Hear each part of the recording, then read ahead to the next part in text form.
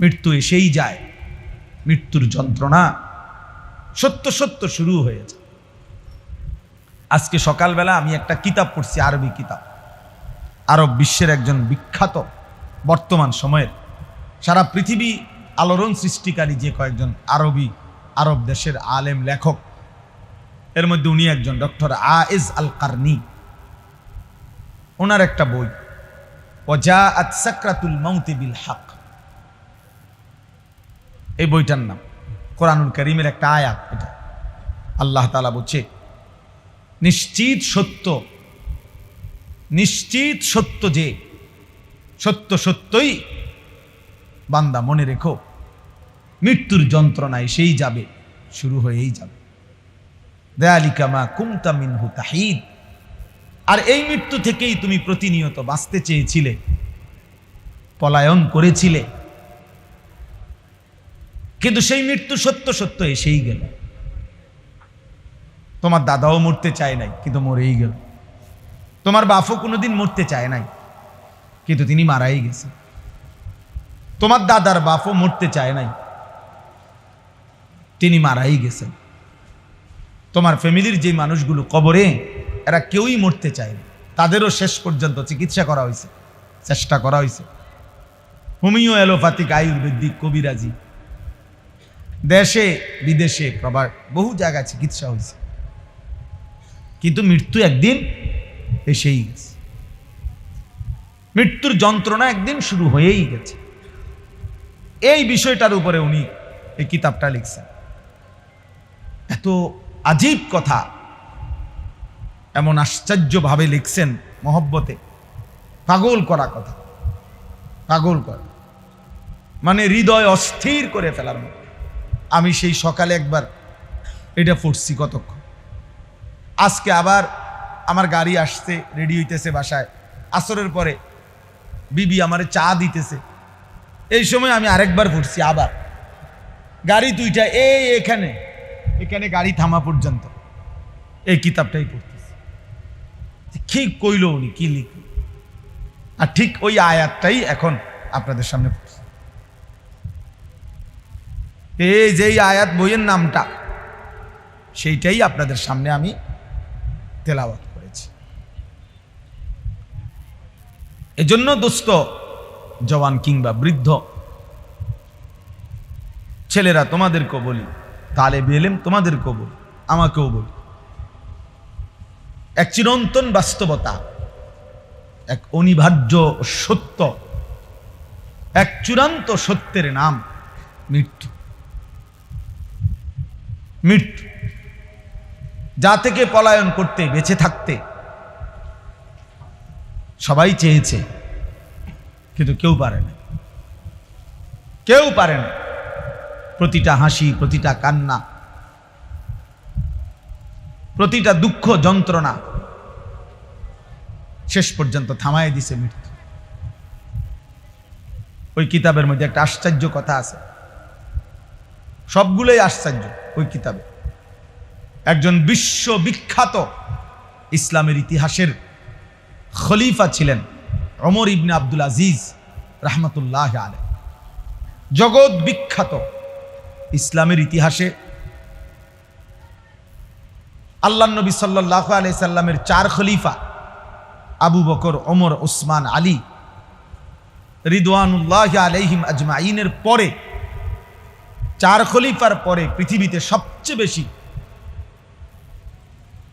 সফল, মুত্তাকি, জনপ্রিয়, পরিচিত, আল্লাহ ভীরু যেই খলিফা ছিলেন, মুসলিম বাদশাহ, উনি হলেন এই ওমর ইবনে আব্দুল আজিজ।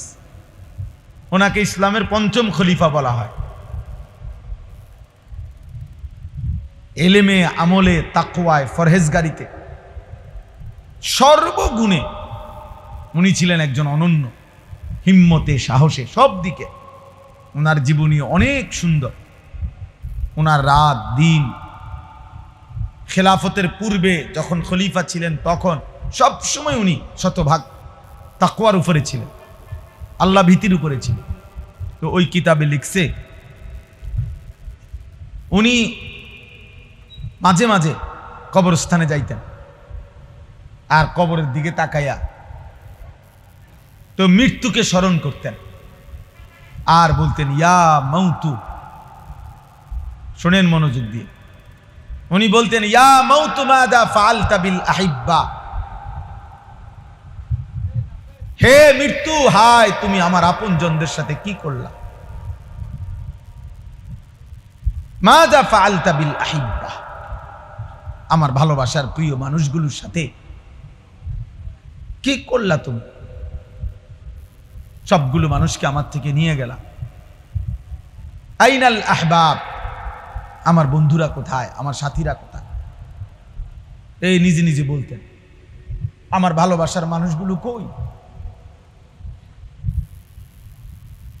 আমার আব্বা আমারে, আমার মনে আছে হোটেলে বৈশা চামচ দিয়া দিয়ে ওই বুরিন্দা যে ছোট ছোট এগুলো খাওয়াইছে, কি পরিমাণ ভালোবাসতেন আমার বাপ। তো আমার আব্বা এখন কবরে।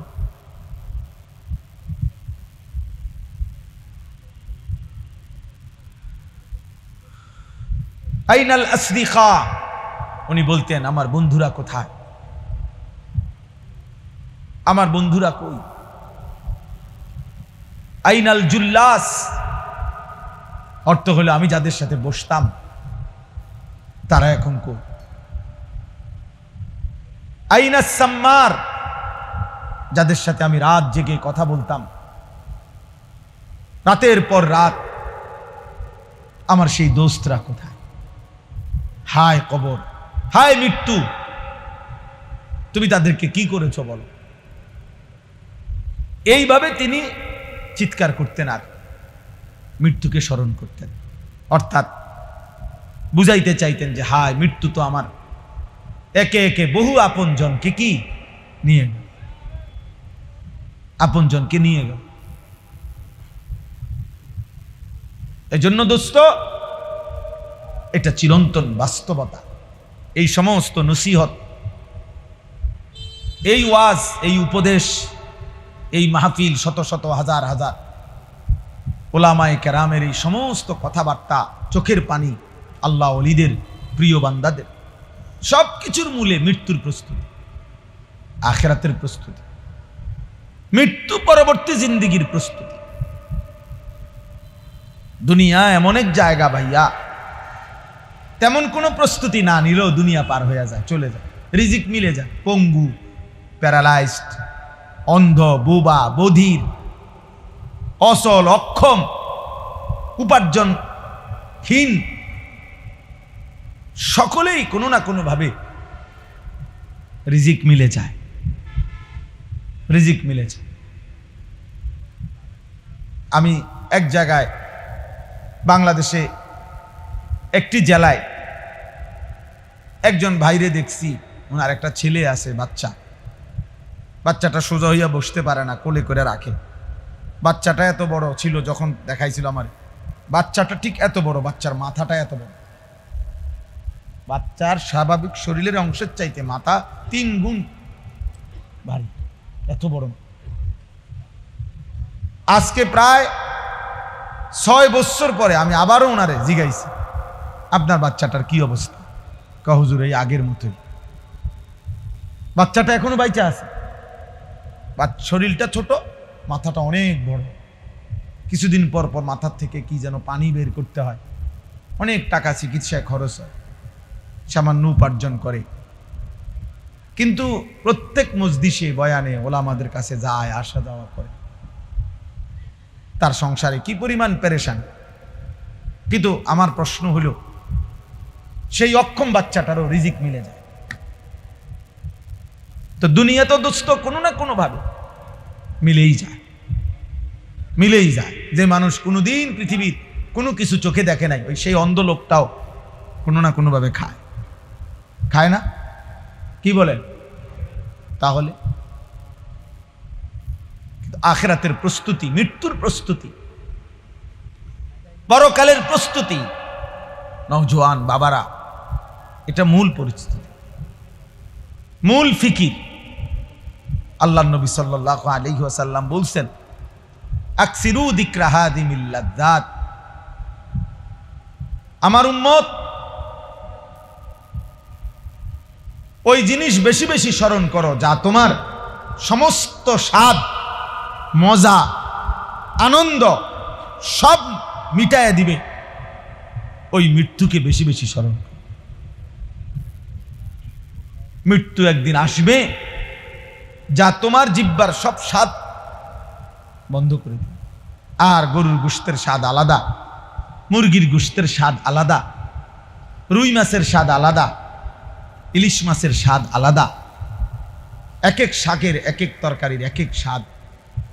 এই ছোট্ট একটা জিহ্বা এক মহান মালিক কি পরিমাণ ভাবে সেটিং করে দিয়েছেন, যা লক্ষ আইটেমের খাবারও ভিন্ন ভিন্ন স্বাদ বলে দেয়। অথচ ঠিক এই সাইজের আরেকটা গোশতের টুকরা যদি এটা বদলাইয়া এখানে লাগান, ওই অনুভূতি মিলবে না। কই এরকমই তো গোশতের টুকরা, আমার এই হাতের গোশত, পায়ের গোশত, সেখানে তো এরকম অনুভব হয়। তো আল্লাহ নবী সাল্লাল্লাহু আলাইহি সাল্লাম বলেন,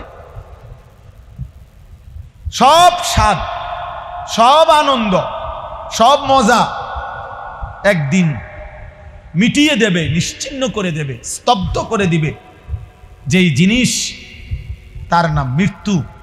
আকসিরু, আমার উম্মত বেশি বেশি স্মরণ করে, বেশি বেশি স্মরণ। যত আউলিয়া বুজুর্গ, পীর মাশায়েখ যুগে যুগে ছিলেন, আছে এখনো, প্রত্যেক আউলিয়া মাশায়েখ পীর বুজুর্গরা তাদের মুরিদ, অনুসারী, ভক্তদেরকে যেই সমস্ত আমল দেয়, এই আমলের মধ্যে অন্যতম একটা আমল এটাও যে মৃত্যুর মুরাকাবা। মৃত্যুর মুরাকাবা সব পীরের কাছে, সব আউলিয়ার কাছে মানুষের জীবন সুন্দর হওয়ার জন্য, আল্লাহর ভয় তৈরি হওয়ার জন্য, কবরের ভয় তৈরি হওয়ার জন্য, জাহান্নামের ভয় তৈরি হওয়ার জন্য মৃত্যুর মুরাকাবা মানে মৃত্যুর স্মরণ, এটা একটা কার্যকর পরীক্ষিত একটি পদ্ধতি, একটি পদ্ধতি। আর কোনো কিছুতে এতটা দিল নরম হয় না। রাসূলুল্লাহ সাল্লাল্লাহু আলাইহি ওয়াসাল্লাম এই জন্য বলছেন, কাফা বিল মাউতি ওয়াইজান, ওয়াজের জন্য, নসিহতের জন্য, উপদেশের জন্য মৃত্যুর স্মরণ, মৃত্যুর কথা, এটাই যথেষ্ট।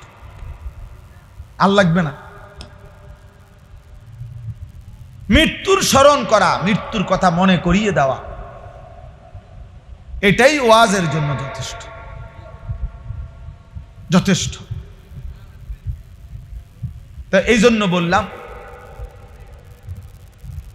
হযরত আব্দুল্লাহ ইবনে আমর ইবনুল আস, আরেকটা উদাহরণ শুনেন, ওই কিতাবে আছে। নবী সাল্লাল্লাহু আলাইহি সাল্লামের বিখ্যাত সাহাবী আব্দুল্লাহ ইবনে আমর ইবনুল আস, ওনারা বাপ ফুত দুইজনই সাহাবী। মানে ওনার আব্বা আমর ইবনুল আস রাদিয়াল্লাহু তাআলা উনিও সাহাবী, ওনার ছেলে আব্দুল্লাহ ইবনে আমর ইবনুল আস উনিও সাহাবী, নবীজির সাহাবী দুজনই। এবং ওনার আব্বা এই আমর ইবনুল আস যিনি রাদিয়াল্লাহু তাআলা, সাহাবাদের মধ্যে সবচেয়ে বেশি বুদ্ধিমত্তা, কূটনৈতিক জ্ঞান, সূক্ষ্ম বুদ্ধিমত্তা, প্রজ্ঞা, বিচক্ষণতা যাদের মধ্যে ছিল, ওর মধ্যে উনি অন্যতম। হযরত আমর ইবনুল আস, গোটা আরব জানতো তখন যে আমর ইবনুল আসের বুদ্ধিমত্তা সবচেয়ে বেশি। মিশর বিজেতা রাসূলুল্লাহ সাল্লাল্লাহু আলাইহি সাল্লামের সাহাবী, মিশর বিজয় করছিলেন ওনার নেতৃত্বে। অনেক অবদান ইসলামের জন্য, অনেক ত্যাগ, অনেক ঘটনা, অনেক কিছু ওনার আছে। আল্লাহর নবী সাল্লাল্লাহু আলাইহি সাল্লামের ঘনিষ্ঠ সহচর সাহাবী ছিলেন এবং বেশি সময় নবীজির কাছাকাছি যারা থাকতেন, বিশেষ পরামর্শ দিতেন, নবীজি জিজ্ঞেস করতেন, এর মধ্যে উনি একজন অন্যতম। পরবর্তী 4 খলিফার আমলেও তিনি ছিলেন অন্যতম একজন উপদেষ্টা, রাষ্ট্রের, মুসলিম খেলাফতের এবং প্রাদেশিক গভর্নর, প্রদেশের গভর্নর ছিলেন। এরকম অনেক বিচক্ষণ, অত্যন্ত উঁচু মাপের সাহাবী ছিলেন আমর ইবনুল আস রাদিয়াল্লাহু তাআলা। তো ওনার মৃত্যুর সময় শেষ অবস্থা মুমূর্ষ। তো মৃত্যুর মুহূর্তে লাস্ট সময়, এখনো রুহু যায় নাই, তবে মৃত্যু যন্ত্রণা শুরু হয়েছে। লাস্ট টাইম ওনার ছেলে এই কিতাবে আছে। ওনার ছেলে, ওই যে উনিও তো সাহাবী বললাম, আব্দুল্লাহ ইবনে আমর ইবনুল আস, উনি বলতেছিলেন ওনার আব্বাকে, সিফলি বিল মাউত, আব্বা মৃত্যুর যন্ত্রণা এখন কেমন লাগতেছে আপনার কাছে? আপনার এই শেষ হালাতটা আমার শেষবারের মতো বলে যান। আচ্ছা, এনে কিতা, এনে শুরুটা কিনল কি? মহিউদ্দিন ভাই, ওই বেটা তোমাকে মাদ্রাসার ছাত্র কই, তাহলে বেলিম কই, এ কদ্দুর জায়গার মধ্যে এত কাবজাব কেন? আমি বুঝলাম না এখন।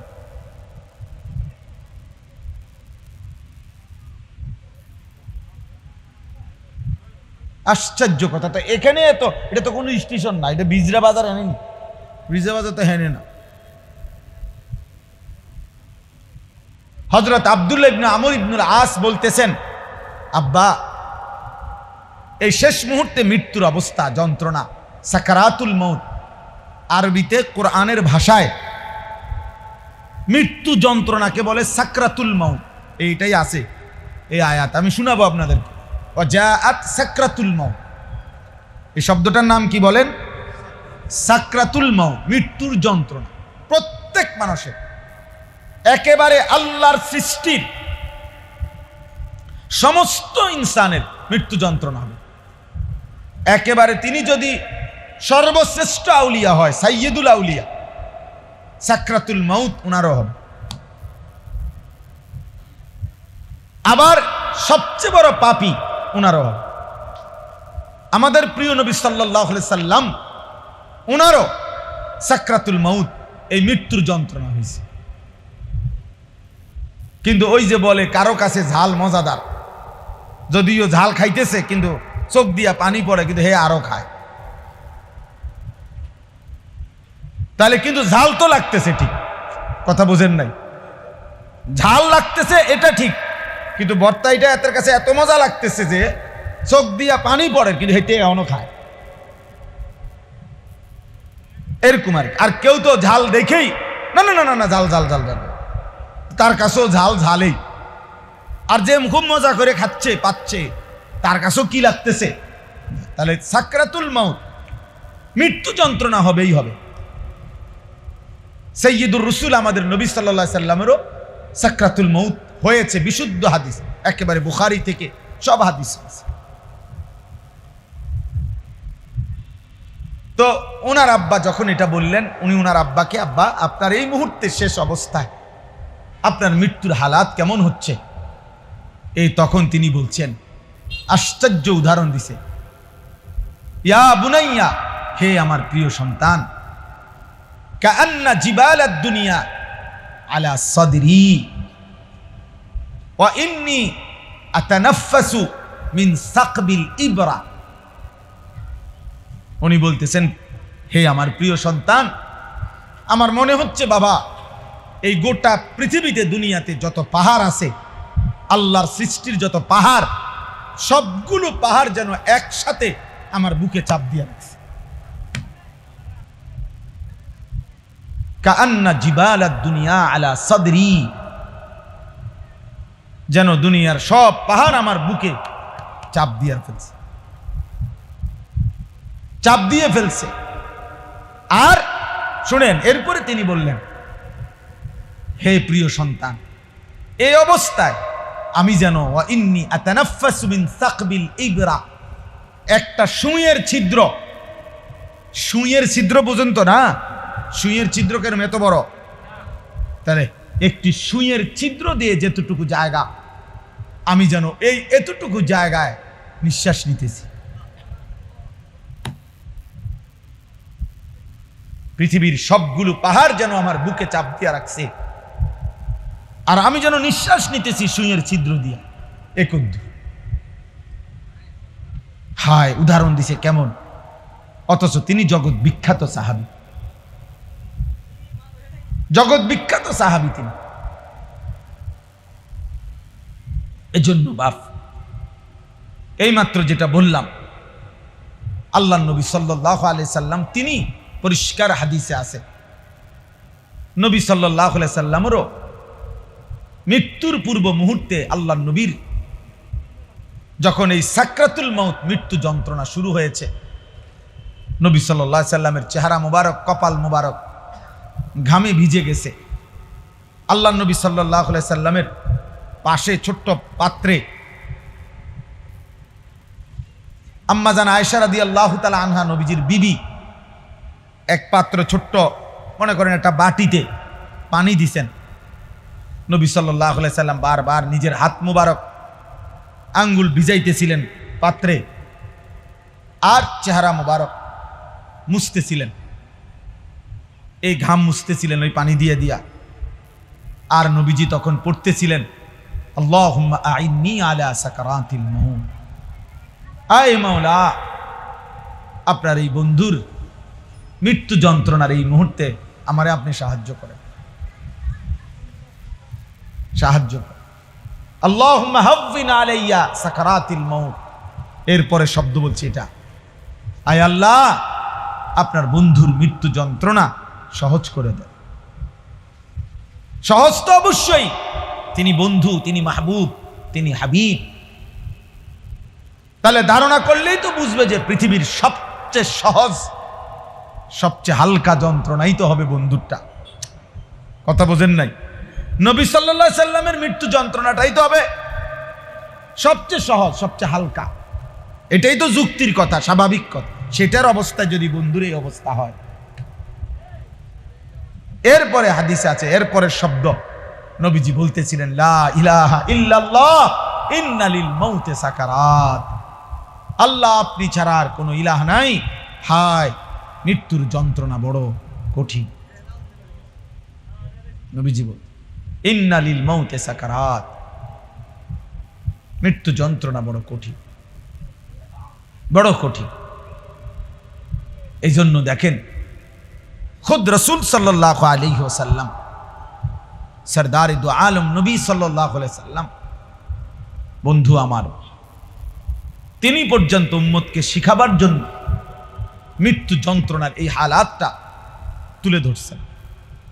তুলে ধরছেন যেন উম্মত শিখতে পারে, উম্মত যেন বুঝে যে হায় আমার রাসূল যদি এরকম আচরণ করে থাকেন, বলে থাকেন, আমার কি হবে, আমার কি হবে, আপনার কি হবে। 30 বছর ধরে যে কোনো দিন সুদের ব্যবসা ছাড়ে নাই, হায় তার কি হবে। আজকে 30 বছর ধরে প্রতিদিন যে ওজনে কম দেয়, আহা সেই মুসলমানের কি হবে। আজকে 30 বছর ধরে যে নারী, যেই বোন, যেই মা, যেই বিবি বেপর্দা, আমার সেই বোনের কি হবে। আজকে খোদার 1 বছর 2 বছর 3 বছরে মুসলমানের যেই সন্তান কোনোদিন 365 দিনের 1 বছরে ফজরের নামাজ পড়ে নাই, সেই যুবকের কি হবে বলে। প্রত্যেক দিন ওজনে যে কম দেয়, হারাম উপার্জন করে, 2 নম্বরই ব্যবসা করে, আহা তার কি হবে, তার কি হবে। মৃত্যুর এই ভয়াবহ যন্ত্রণা থেকে সে কিভাবে বাঁচে, কিভাবে বাঁচে। কোরআনুল কারীমের মধ্যে আছে, খোদার কসম বা কাল্লা ইদা বালাগাতিত তারাকি ওয়াকিলা মান রাক। আল্লাহ তাআলা বলেন মালাকুল মউত আজরাইল যখন রূহ কবজ করতে আসবে, নাফরমান পাপীর রূহটা কলিজা থেকে টান দিয়া ছিঁড়ে ফেলবে। আর ফেরেশতা আজরাইল যখন ছিঁড়ে ফেলবে, প্রত্যেক নাফরমান পাপীর রূহ এই কণ্ঠনালীর কাছে এসে আটকায় যাবে, আর ভিতরেও যায় না, বাইরেও হয় না। আল্লাহ তাআলা বলেন ওয়াকিলা মান রাক, আত্মীয় স্বজন আশপাশের সবাই বলবে, এখন তাকে চিকিৎসা করবে কে, সে যে ছটফট করতেছে, মাথা লাড়তেছে, এখন ঝাড়ফুঁক দিবে কে, আরে ডাক কবিরাজ ডাকো, বৈদ্য ডাকো, কে আসো, তারে ডাকো না, তারে বাঁচাও। কিন্তু আল্লাহ বলেন ওয়াজান্না আন্নাহুল ফিরাক, কিন্তু নাফরমান তো বুঝে ফেলছে আজ তাকে চলেই যেতে হবে। ওয়াজান্না আন্নাহুল ফিরাক ওয়ালতাফাতিস সাকু বিসাক। আল্লাহ তাআলা বলেন ভয়ে আতঙ্কে কষ্টে এই নাফরমান তার দুইটা পাও, দুই পায়ের গোসা গোড়ালি একটা আরেকটার সাথে যেমন লাগিয়া রইছে, এতটুকু সাহস হবে না, শক্তি হবে না এই বেঈমান নাফরমান পাপীর যে পাওটা এক সুতার নাড়াবে। আমি এই কয়দিন কি এই শুক্রবার দিন, এই গত শুক্রবার 26 তারিখ আমার মাহফিল ছিল পাবনা। তা আমি ঢাকার থেকে গাড়িতে গেছি আরিচা ফেরিঘাট, আরিচা পাটুরিয়া ফেরির ঘাটে গিয়ে রাত্রে তখন 9টায়, বরাবর রাত 9টায় অন্ধকারে আমার জন্য ওনারা আপনার স্পিড বোট ঠিক করছে স্পেশালি। তো স্পিড বোটে আমার ওই পারে নিয়ে যাবে মাহফিলে। স্পিড বোটে উঠছি আমরা 6-7 জন। তো স্পিড বোট এটা যখন ছাড়ছে অন্ধকার, আর যখন একটু সামনে গেছে আর ঢেউ বাড়ি মারতেছে, 31 মিনিট সময় লাগছে প্রায় যাইতে ওই পারে। বিশ্বাস করেন, আমি বুঝার জন্য বলতেছি, আমি যে ওই বোটের এক সাইডে দৌড়ছি এমনে আর লা ইলাহা ইল্লা আনতা সুবহানাকা ইন্নী কুনতু মিনাজ জালিমিন পড়তেছি মহিউদ্দিন ভাই, একটা সুতা একটা ইঞ্চি আমি আর আমার পাও নাড়াই নাই, আত না আমার ডরে যে পাও নাড়ালে নিয়ে পড়ে যায়, হাত নাড়ালে নিচে কি হয় পড়ে যায়। এমন ভয় লাগছে ওই মাথা যাওয়া পর্যন্ত যে হাত পাওটাও নাড়াইবার মনে হয় যেন নিঃশ্বাসটা ফেলবার সাহস হচ্ছে না, নিঃশ্বাস ফেলবার সাহস হচ্ছে না। তো আল্লাহ তাআলা কোরআনে বলেন ওয়ালতাফাতিস সাকু বিসাক, মানে এক পায়ের গোসা আরেক পায়ের লগে ভাবে মিলে যাবে। নাফরমানের মৃত্যুর যন্ত্রণায় রুহু বাইরও হয় না, ভিতরেও যায় না, এই অবস্থায় সে পাওটাও নাড়াইবার শক্তি পাবে না। এই অবস্থায় এরপরে কোন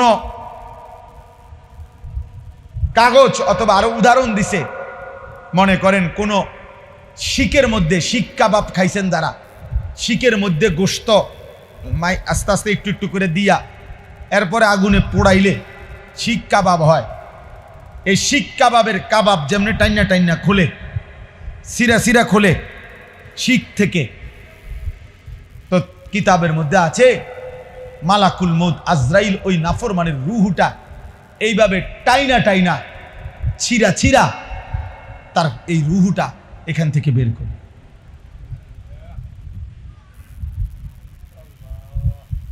এখান থেকে বের করে কে হবে সেদিন আমার, কি হবে বেনামাজি ছেলে তোমার।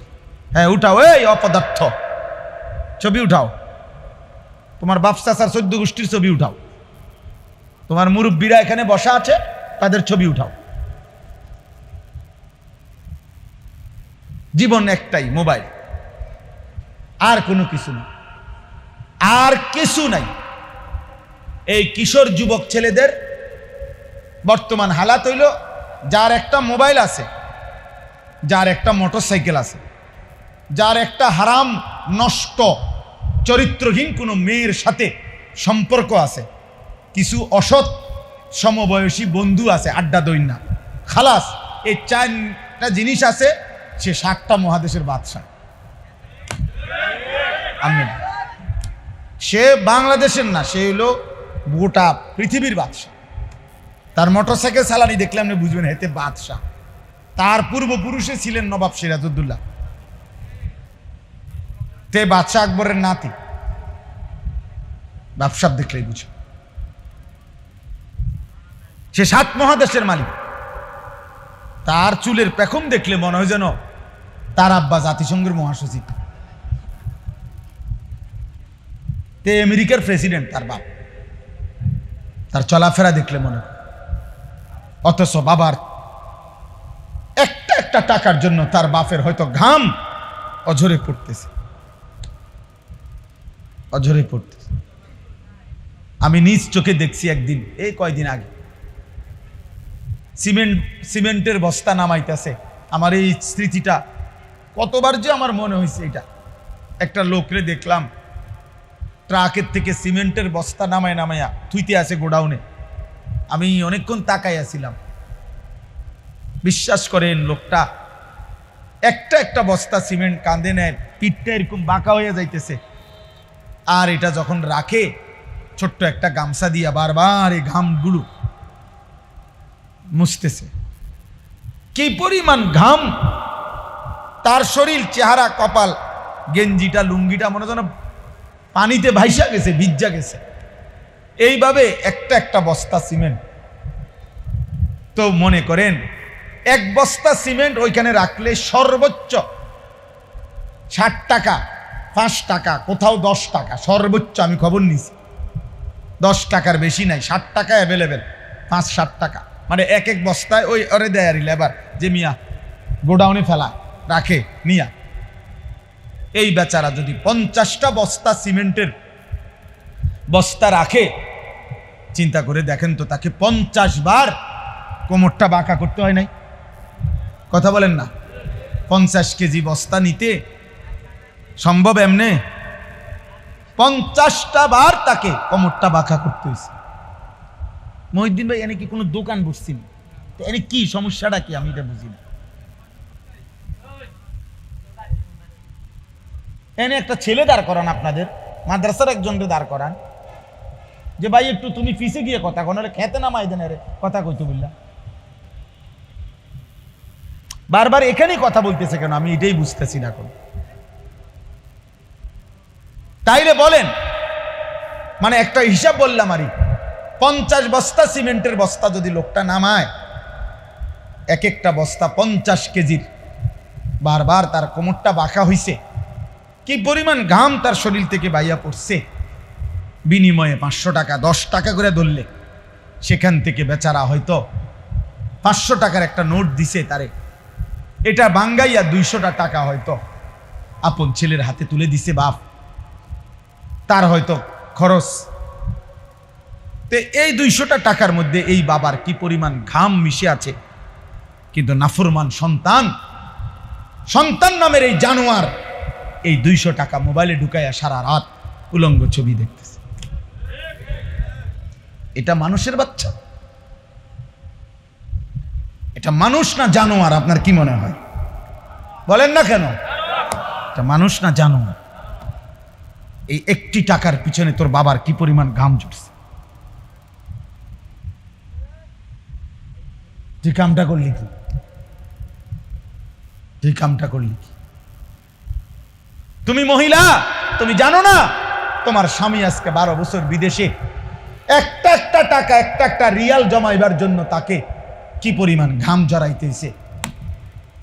এমন কষ্টের জমানো বিদেশের টাকা বেচারা বুকে বাইন্দা বাড়িতে পাঠাইছে। তুই বেডি বাজারে বাজারে ঘুরা ঘুরা বেপরদা, তুমি বাজারে ঘুরা ঘুরা এই টাকা অনাদরে হিসাব ছাড়া স্বামীর এই কষ্টের টাকাগুলো শেষ করে দিতেছে। আহা, হাই মহিলা, কি করল? নিজের আখেরাতটাও বরবাদ করলা, স্বামীর এই কষ্টের টাকাটাও নষ্ট করে দিল। মাল এটার দাম হইতো না 30 টাকা। হেবুডির একটা আইস দিছে, আইস দিয়ে কইছে, আপা যে কোনো কারো কাছে 450 টাকা বেশি, সবাই দ্বারে দাম কইয়া কি আর লাভ আসেনি? ইতান সবাই কইয়া কি আর বুঝবনি? আমনে যেহেতু বুঝের মানুষ, আমনে 50 টাকা ছাড়, 400 টাকা। এই আফার লেগে চান, আফার লেগে চানে চার দাম হইল 5 টাকা, আপনারে ধরাই দিছে 350 টাকা। মালের দাম হইতো না 30 টাকা। ব্যাগ কলাফায় ঠিকই চা খাইয়া বেড়ার লগে কথা টথা বলে সুন্দর মাল নিয়ে আস, মাল নিয়ে আস। দোকানদার হিন্দু যুবক, নাফরমান মহিলা মুসলমান, হায় হায় 10 মিনিট আধা ঘন্টা লাগাইয়া দোকানদারের লগে কথা বলতেছে, হিন্দু দোকানদারে চা আনছে, তুমি মহিলা তার দোকানের চা বসে বসে খাইতেছ, তোমার ইমানের কি হালাত? তোমার কোনো আখিরাত নাই বোন, তোমার কোনো কবর নাই, তোমার কোনো মৃত্যু নাই, এটাই শেষ কথা তোমার। তুমি আর কোনোদিন মরবা না। এই যৌবন, এই রূপ, এই শরীর, এটা নিয়েই তো তুমি অনন্তকাল থাকবা না। এই জন্য ছেলেরা তোম করে বললাম, বাবা একটা ছেলে হলো মনে রাখো বাবা, তোমার বাবার 1 ফোঁটা ঘামের দাম দিতে হবে। তোমার বাবার কষ্টের উপার্জনের 1 ফোঁটা ঘামের মূল্য তুমি আল্লাহর কাছে হিসাব দিতে হবে। তুমি কেন অনাদরে অবহেলায় নষ্ট করো? আল্লাহর দেওয়া প্রতি মিনিটের হিসাব দিতে হবে, প্রতি সেকেন্ডের হিসাব দিতে হবে, প্রতি শব্দের হিসাব দিতে হবে, প্রতি ঘন্টার হিসাব দিতে হবে। 1 সেকেন্ড আমরা আল্লাহর আড়াল করার সুযোগ আমাদের আছে তো? কথা বলে না কেন? আল্লাহ থেকে গোপন হওয়ার আমাদের সুযোগ আছে তো? আচ্ছা, নাই। অতএব বাপ, আমার কথা চলতেছিল,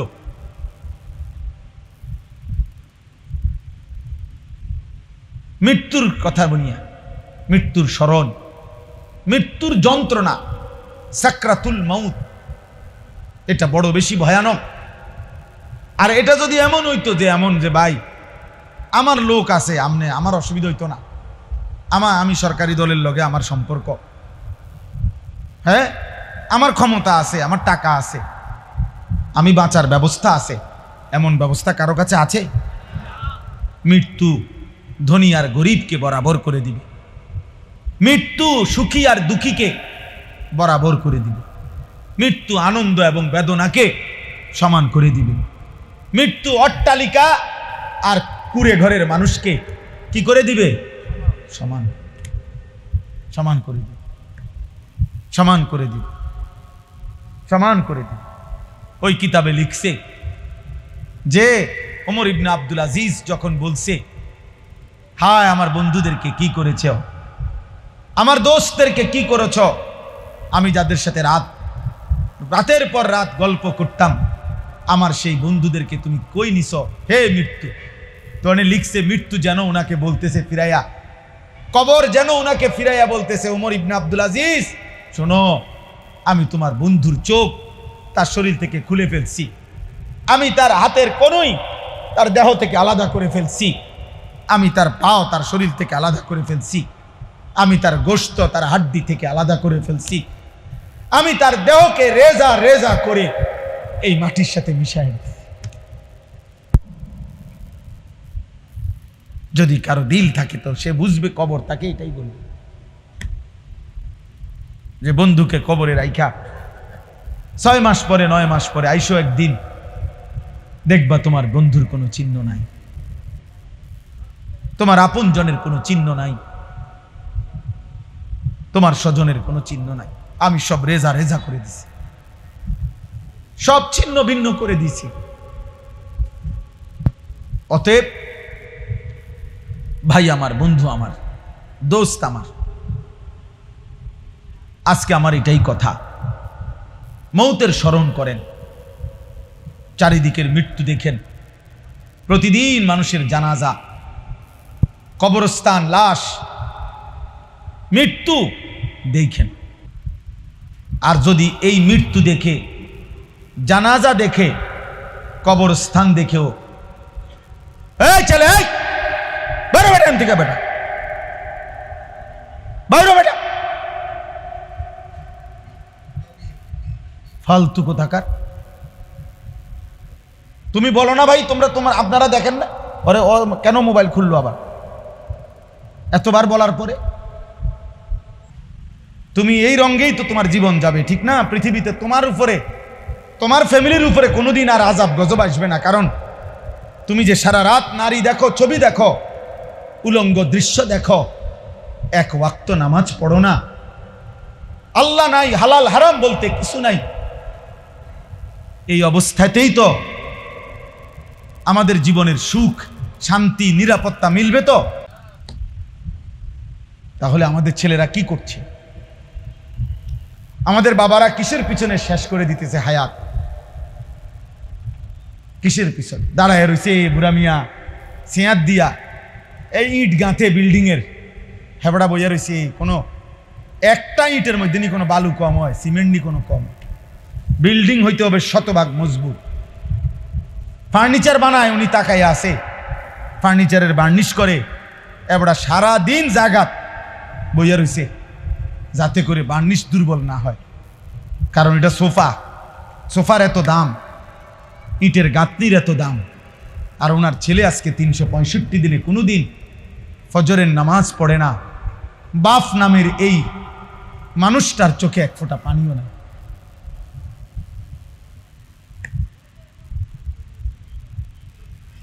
ওনার ছেলে সারা রাত মোবাইলে উলঙ্গ ছবি দেখে। ওনার ছেলের চুল দেখলে বোঝা যায় ওইটা বেঈমান। ওনার ছেলের চেহারা দেখলে বোঝা যায় ওইটা সুরত কাফেরের, মুশরিকের। এক ওয়াক্ত নামাজ নাই, সেজদা নাই, পাক নাফাকের কোনো ধার ধারে না। পেশাব কইরা কি খারাইয়া মুতে না বইয়া মুতে না হাঁটতে হাঁটতে মুতে, খবরও নাই। কিসের টয়লেট পেপার, কিসের পানি। আহা, উনি সোফা বানায়, এবারটা সোফা বানায়, এবারটা বিল্ডিং করে, এবারটা ইটের মধ্যে পানি দেয়। করেন, ঠিক আছে বাবা, ঠিক আছে, চলেন, কোনো অসুবিধা নাই। সব মিলাইয়া বাত্তরকারী তো, সব মিলাইয়া দুনিয়াই তো শেষ বুঝছেন তো, ঠিক আছে, যে যেটা বুঝা শেষ করে যান দুনিয়া। আখিরাত না বুঝলেও আখিরাতে যেতে হবে, আখিরাত বুঝলেও আখিরাতে যেতে হবে কিনা বলেন? কবর না বুঝলেও কবরে, কবর বুঝলেও কি যেতে হবে। কোনো অসুবিধা নেই। আমরা চিৎকার করে যাই, আমরা বলে যাচ্ছি, আমরা বলে যাচ্ছি। এই জন্য বললাম বাবা, মুসলমানের ছেলেরা, আমরাও বুঝি। আজকে তোমরা মনে রাখো বাপ, এই বেঈমান তারা থামবে না। আমরা যদি ঘুরে না দাঁড়াই, আমরা যদি আমাদের আল্লাহর কাছে চোখের পানি না ফেলি, আমরা যদি ইমানের দাবিতে সাহসী হুঙ্কার দিতে না পারি, তাহলে এই ইহুদি, এই বেঈমানরা থামবে না।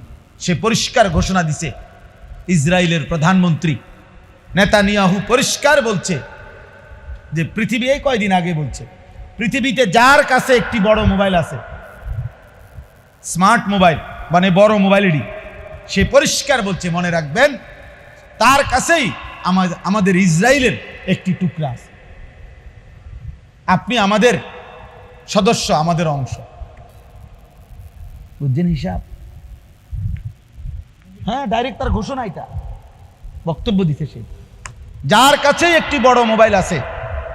কারণ এই বড় মোবাইলের একটি মোবাইল এমন নাই যেটার কোনো না কোনো পার্টস কিসের, ইসরায়েলের ছাড়া নাই।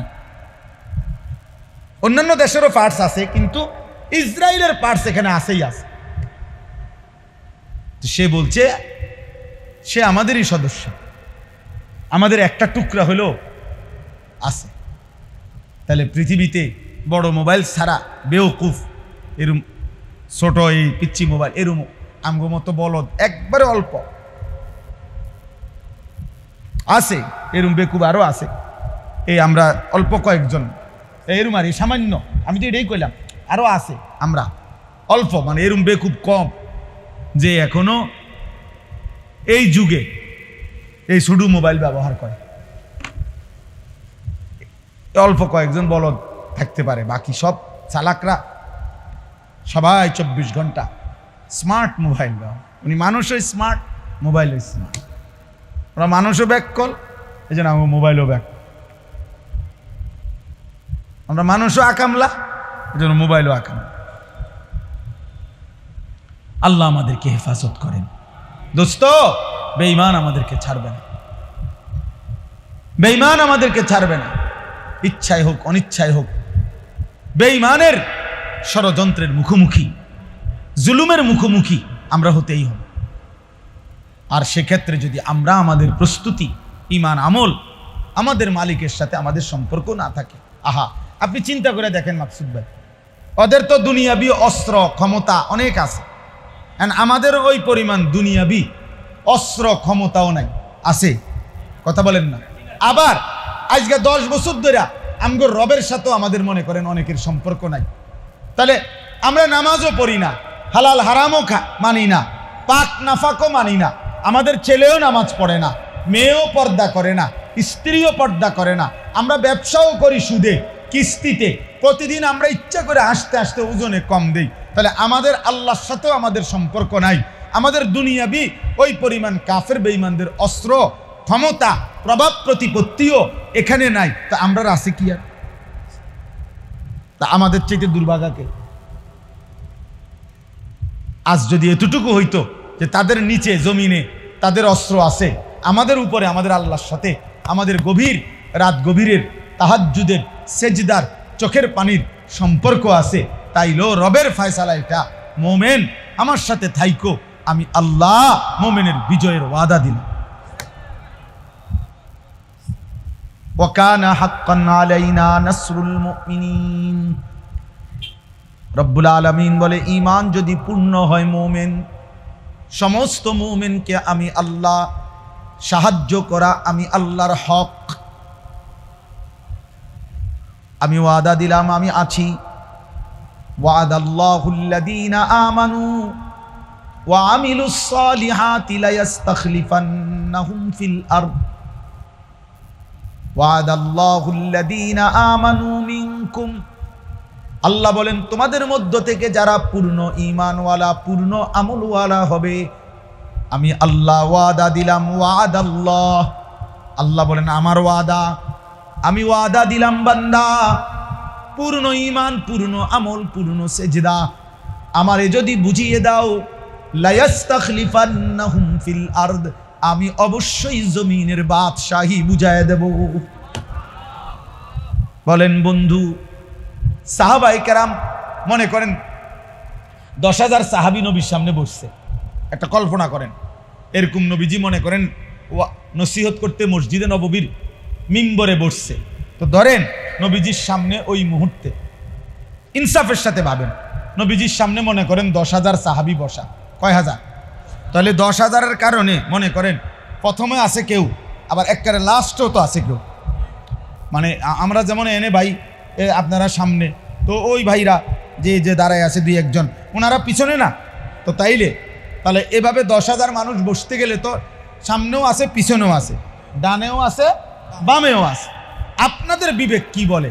কল্পনা করেন তো যে 10,000 সাহাবীর মধ্যে ফজরের নামাজ পড়ে না কয় %? হিসাবটা বুঝছিনি ভাই, বিজয়ের হিসাব বুঝতে হবে। স্লোগান আমিও দিতাম, জানি স্লোগান। আমি আলহামদুলিল্লাহ ছাত্র জীবনে স্লোগানে প্রসিদ্ধ ছিলাম। আমার স্লোগান আলহামদুলিল্লাহ, আমি স্লোগানের লাগেও আমার অনেকে নিয়ে যাইতো যে স্লোগান দিতে বানি চল। স্লোগান কাহাকে বলে? স্লোগানের সেরা ছিলাম। আমার উস্তাদ আল্লামা ইসহাক ফরিদি রহমতুল্লাহ আলাই, যার কাছে আমি বুখারি পড়ছি, হুজুরে বলতেন, আনিস চল কোথায়, যদি এই ডিপ্লোমা ইঞ্জিনিয়ার্স ইনস্টিটিউটে আজকে সেমিনার আছে, স্লোগান দিতে হবে। আমি চলেন উড়ে এলাম, স্লোগান দিতে জানি আমি আলহামদুলিল্লাহ। ছাত্র জীবনে খুব স্লোগান দিতাম, ঘন্টার পর ঘন্টা স্লোগান দিতে পারতাম। মিছিল হইলে পাগল হয়ে থাকতাম যে মিছিল হইব কোন সময়, মিছিল হইলেই গিয়ে মাইক ধরতাম যে স্লোগান দিব আমি। স্লোগান তো দিলে হবে না বাপ। তাহলে আপনি কল্পনা করেন, প্রথম সাহাবী আর 10,000 নম্বর সাহাবী ফজরের নামাজ পড়ে না কয়জন? 5 ওয়াক্ত নামাজ পড়ে না কয়জন? হারাম রোজগার করে কয়জন? সুদ কিস্তির সাথে সংযুক্ত ছিল কয়জন? ওজনে কম দিছে কয়জন? এই হিসাবটা বুঝছেন? বিজয়ের হিসাব, বিজয়ের হিসাব এটা। আনিসুর রহমান, আশরাফি ওয়াজ, আখেরাতের ফেরিওয়ালা।